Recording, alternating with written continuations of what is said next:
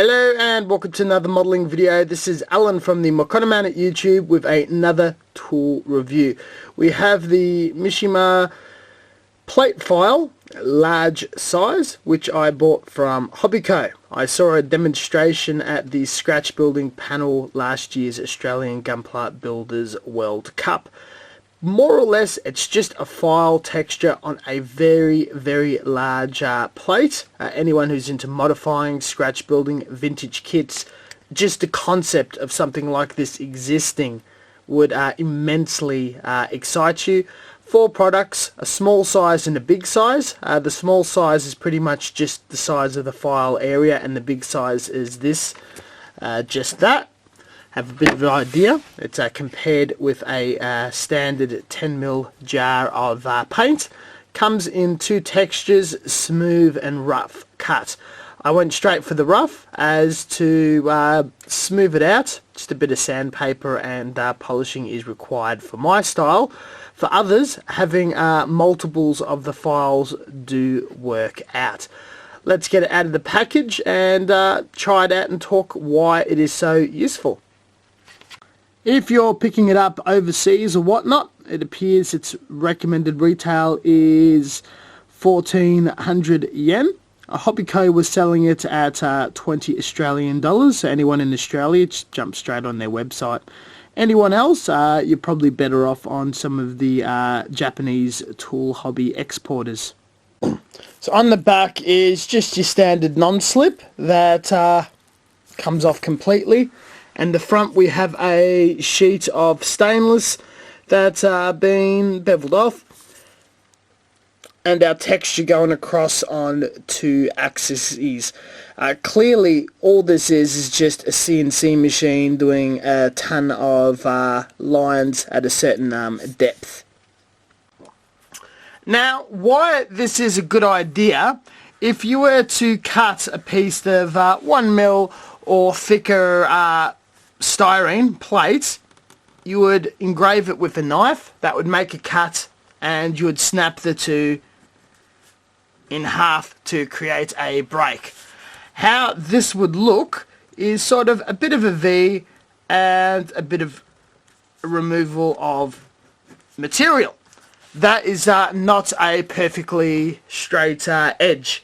If you look at the whole length of the piece of material, it would just taper out ever so slightly in an uneven fashion. And if you try to just get a file and file it down just at a pretty much a micron level, a fraction of a millimeter, you would have little cuts that would be jagged as such. So when you get 2 bonds to glue together, you would have ever so slightly small gap that would require putty work. Doesn't leave to a very good fitting.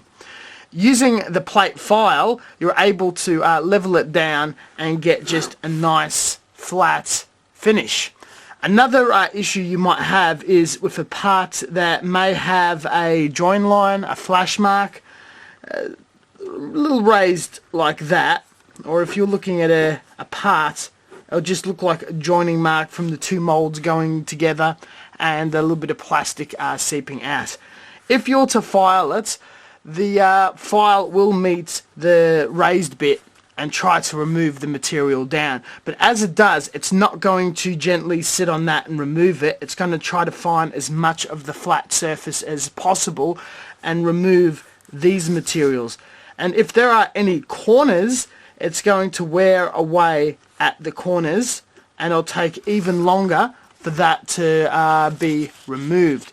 With the plate file, it's going to lessen that effect, and the corners, or especially if they're chamfers, will not be as much worn.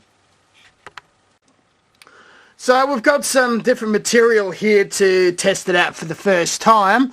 First, this is an example of a part on the runner. We've got each gate here that is connected by the sprue around the runner that you cut. It will be a raised nub mark. If the part extends on the other side of the runner, that's on the other side of the mold. If it's flat here, that means it's only indented on one side of the mold. So we won't use that, but this is a good example where we have a nub mark here. We have a line running all the way through. To get a bit of sandpaper or file and go all the way along is going to be a bit time consuming. Here we go on one flat surface. We make sure it's got both corners of the edges touching, and you just rub it across.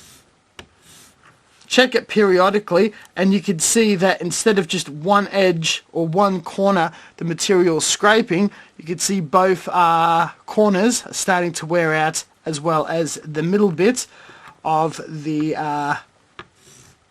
flash line. Now, just to speed it along, but not necessarily do it, we'll apply some force. We'll go backwards and forwards, and you can see quite a lot of material has been removed, and the flash line is completely gone compared to that bit. We'll just go a little further, change the orientation and try this way. And now we're removing even more material. It depends on which direction you are holding the sand file. And you can see now within a few scratches, everything's gone except for a small dent, and it's almost self-polishing. So this half here, we still have the flash line that's catching on the top of the pen, and here it's nice and smooth. Polish it up with sandpaper, some compound, and that is a perfectly clean piece. You will do it all the way around. Unfortunately, where it dents in, you'll have to use a finer file or some sandpaper, but that's less noticeable. Now here we've got a 1/2 mil bit of sandpaper. So you're able to hold the base down and just level it out so it's a nice clean fit.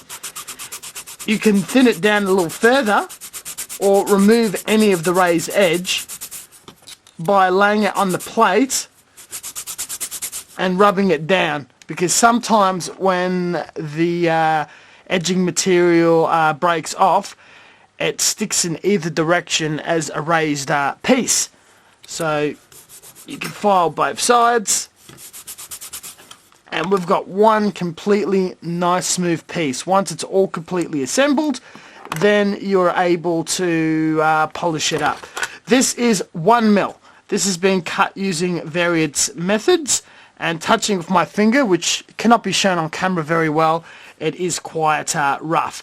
We'll probably just do the smallest edge, and it's just a case of rubbing it against the grains. That's a bit rough, so we'll go in this direction. It's a little gentler. And this direction, it removes the most amount of material. So you probably want to go in this direction a few times, flip the part so you're not wearing one corner away. Both corners touching it perfectly. Go in this orientation, polish it up a bit, and we've got a very nice smooth edge. There's no raised bit, there's no contouring. It's ready for assembly. And after assembly, and you do some touch-ups of putty and stuff, then you're able to polish her up. So more or less, it doesn't seem too spectacular, but this is the sanding plate in a nutshell.